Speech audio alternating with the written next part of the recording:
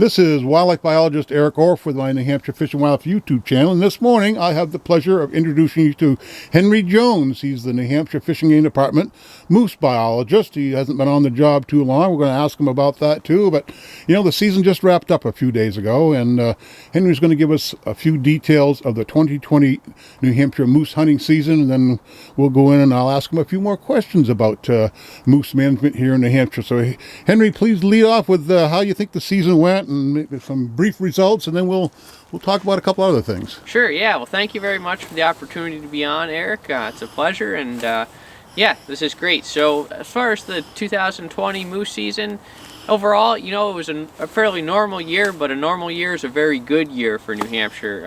Overall success rate was 75%, so 39 of 52 tags were filled, and in general, more importantly, the hunters seemed very dedicated and just really committed to getting out there, enjoying the opportunity, the experience, spending time with you know, their sub-permittee in the woods, and really enjoying the experience.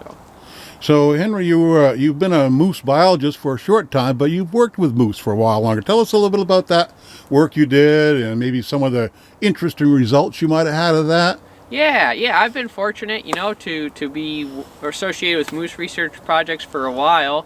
Probably my first work with moose on a research basis was 2008 or 2009, doing browse assessments in northern New Hampshire, looking to see if browse levels were influencing commercial tree regeneration. But kind of since then, in 2014 through 2016, I did my master's degree on moose research here in New Hampshire, looking at mortality and productivity rates for collared radio-marked moose in northern New Hampshire. And that research continued, and really interesting work. You know, it's always a tremendous experience to be able to spend time looking at the habits and data associated with marked animals.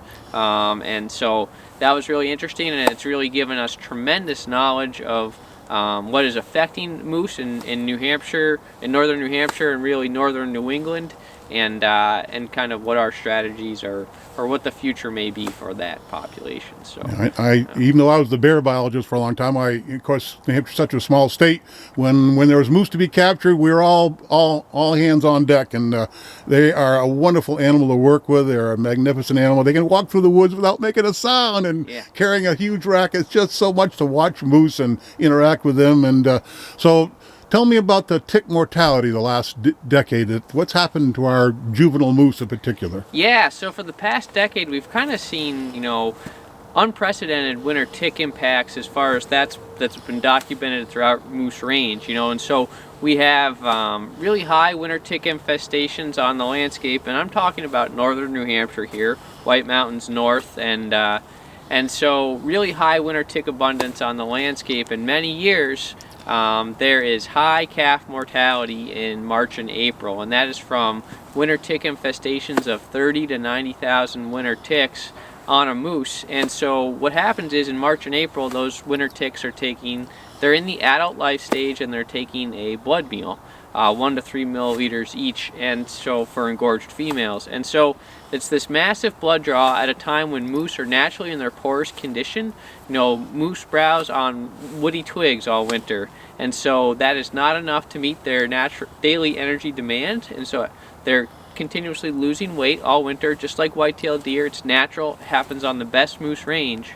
But by March and April, they're naturally in poor condition. Then you add on this impact of this blood loss to winter ticks, and so moose then have to come up with the energy to replace that, and they do that by metabolizing their muscle, their fat and muscle. Calves don't have enough resources, and they run out of energy and die. Most adult moose do survive, but they'll be in poorer condition as a result. So that's really what we've been seeing here over the last 10 years, is many years of high winter tick impacts where we lose a lot of 10 to 12-month-old calves. Well, as our winters have grown shorter, less snow in November, less snow in April, the tick population's gone up and the moose population's gone down. Exactly, yeah. So the winter tick is a different species of tick than what you and I typically get on us. You know, those are typically black-legged ticks or American dog ticks. And the winter tick's life cycle is a little different. So it's eggs in the duff layer in the summer.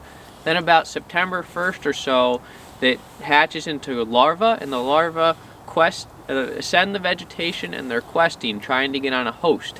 They remain on that vegetation until there is sustained temperatures below freezing or lasting substantial snow.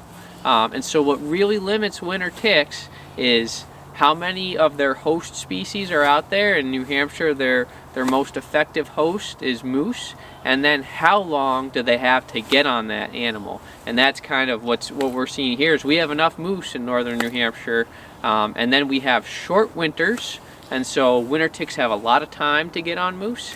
And then when they fall off that moose, the engorged adult females fall off in March and April. If they fall off onto bare ground, they're in better condition than if they were to fall off onto snow. So the trend, in recent years of shorter winters is ideal for winter ticks, and we still have enough moose to support tick numbers, winter tick numbers. And now you said you did some surveys of ticks this fall as well during the moose check station. You thought it was maybe moderate this year on the moose. So, So for this year, the winter tick infestation levels based on our counts of harvested moose are moderate. Our sample sizes are small, and so we're chatting with the biologists in Maine and Vermont about what they're seeing. But there was thought that maybe the summer drought would affect the winter ticks.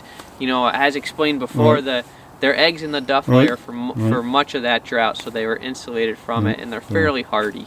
So we need some snow up north. We need some snow or cold, 4 or 5 days of it. Last year we got it about November 9th, and that was good.